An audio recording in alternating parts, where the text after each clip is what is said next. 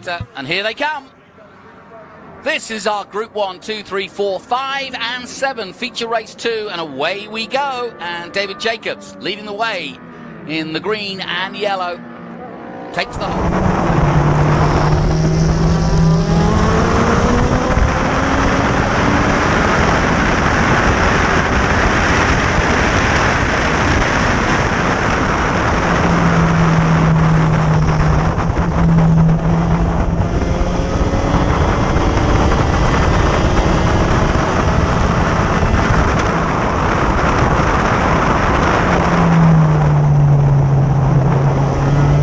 Away we go. Yeah, away we go. And Efren Ormaza doing exactly what I said he was going to do yesterday, using that cornering speed of that Ford spec racer, getting himself into position and jumping out to the lead. We saw him do this yesterday, and we saw David Jacobs have to try to claw him back in. Going to see that battle play out once again. Look at this, a little bit of attack there from one of the Mazdas, or maybe that was the MG, excuse me, I think that was... You said yesterday, it wouldn't be a historic race without an Alpha of some sort. Oh no! What's happened here? Well, it's Ormaza with a 4-second lead now over Conson.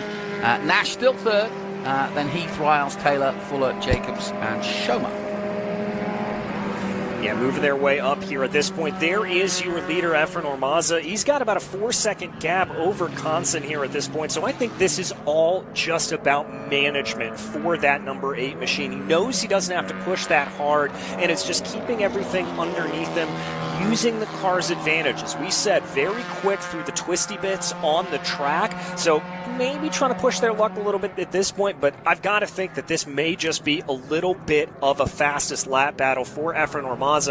Does have to watch out, though. Steve Conson in that Swift did set the fastest lap of the race last time around, so that 4-second gap, it may be in jeopardy before everything's said and done. Yeah, it's one of the classic parts of racing that I've come to learn over the years, which is it's all very well having a 4 or 5 second lead, but it's when you relax, that's when mistakes happen. And so you'll tend to see that when a guy gets a strong lead, they tend to not up the pace specifically, but generally they just try to stay on it, because the minute you relax in a race car is when things start going wrong and you make mistakes. It's as simple as that. And like you say, the second place man is right there, Conson. Actually, he's taking it down to 2.8 seconds, so he's coming. This is going to be a race. This is going to be a really good race. Ormaza had 4 seconds, but it's not going to last as they come down the Q3 S's. Good-looking car. I love the checkered flag on the front. Yeah, and especially with, unless I'm mistaken, that's the old U.S. Army Air Force logo on the side of it. So he's kind of got that World War II fighter mentality going on with it, with that checkered flag. I always love homages like that. I think of Connor Daly back at the 500 a couple of years, running the Warthog livery, or the X01 that he ran. Just fighter jets and race cars, they just look good together. Yep, no question. There's a definite respect between fighter pilots, astronauts, and racing drivers, no question. Well, they're getting through the field, but now they're coming into traffic, and this is where this race is going to open up. You can see the gap from the drone yourself, and it's closing quickly between these two. Into 10A they come. The gap was 4 seconds. It's now literally under a second, and into 10A they dive, go the leaders. And here's the 68 once again of Ron Fuller. And Fuller doing the thing that you should do as a lapped car at that point. He pulled off to what is the inside of the corner and stayed consistent. When we talk about getting lapped in these cars, it's not necessarily about having to get out of the way, and a perfect example there by Richard Taylor. You don't actually want to move out of the way. You don't want to give up your space on the track. What you want to do is be predictable. Run the stand. Not be predictable. Then they can't when to make the move. Whereas if you stay online, the reason why they're so narrow is frankly to be used as a training device for a lot of drivers. The more rubber you have on the motor, the more grip you're going to have. So narrow tires like that, it teaches you how to drive the car correctly, and you can't really rely on that added grip. So you've got to be super smooth and not bleed off any speed whatsoever. We are about to see an overtake for the lead in my mind, as Constant is coming good. And Steve Constant in second place, the man you're looking at right now, is all over the back of David Jacobs as they head to the bottom of the valley and start to build their way up to turn 5 and then on to 6. And traffic is going to be a factor, but I don't think it's going to be any difference to Steve Constant at the moment. He's right there, tucked in at 6 to the leader, and if he wasn't aware just how close things were, he is now. Now, let's see who's got the grunt out of 7, and this will be critical as the pair of them from the drone. We see Steve Constant lining himself up for the overtake, and in fact, he's done it.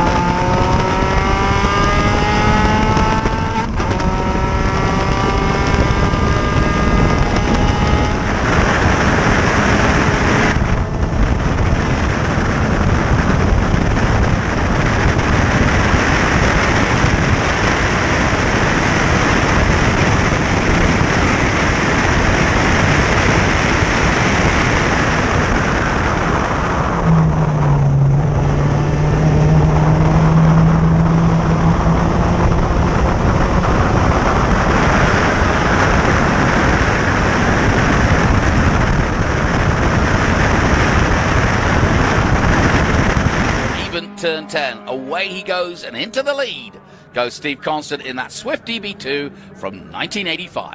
Yeah, and as you said earlier, Jonathan, that was all set up in turn 7, the most important corner on this track. He was late onto the binders coming down into Customer Bank, turn part of the Mission Foods Road Atlanta Speed Tour, and we are looking at some historic SVRA action, and we've just seen the number 10 American Air Force, US Air Force, whichever you prefer. Well, Clark, of course, a classic racing name.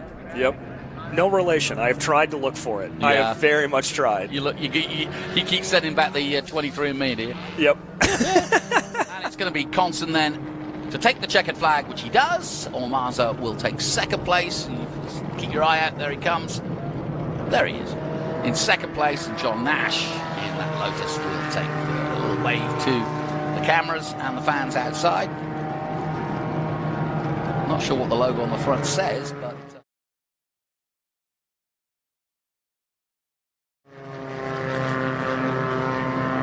good race by the number 8, and John Nash now taking third place. Heath in fourth, whilst Jacobs, our pole man, taking 6th. Jassy just coming down in, and I got to agree with you, absolutely glued to the track here. Efren Ormaza going to come up and give a little bit of a salute to the victor. I've got to imagine Efren feels a little bit frustrated. 2 chances to be able to take the win, and has to settle for second both times, but that is a phenomenal result for this Spec Racer Ford in that number 8. He's got to be pleased at least with that, to be able to walk away with dual second places. Here comes Nash down into Bennett Bridge Hall turns 10A and B. Yeah, I'm going to say, look how far back he is compared to